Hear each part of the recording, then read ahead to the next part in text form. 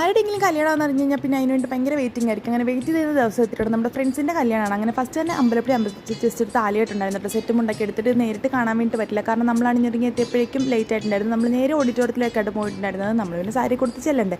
അപ്പോഴേക്കും പെണ്ണുന്ന സാരിയൊക്കെ മാറി സുന്ദരിയായിട്ട് നേരെ കയറുന്നുണ്ടായിരുന്നു. അങ്ങനെ അവരെ ആരോ ചോദിച്ചോട്ട് ഇരിക്കിയപ്പോഴേക്കും ചെക്കൻ നല്ല സ്റ്റൈലായിട്ട് വന്നിട്ടുണ്ടായിരുന്നു.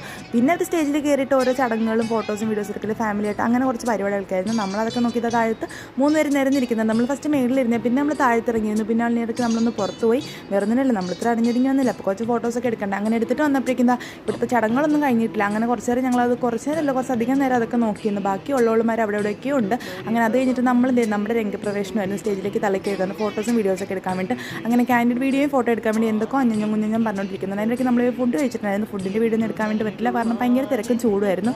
വീണ്ടും നമ്മൾ അമ്പലത്തിൽ പോയിട്ട് കുറച്ച് ഫോട്ടോസും വീഡിയോസൊക്കെ എടുത്ത് വെച്ചിട്ട് ഇങ്ങനെ കേട്ടോ പെണ്ണിനെ വീട്ടിലേക്ക് കൊണ്ടുവരും ഉമ്മാരുടെ ഓരോ പണികൾ. അപ്പോൾ 2 പേരും വീട് നമ്മൾ തൊട്ടടുത്തോട്ടോ. അപ്പോൾ ബൈ.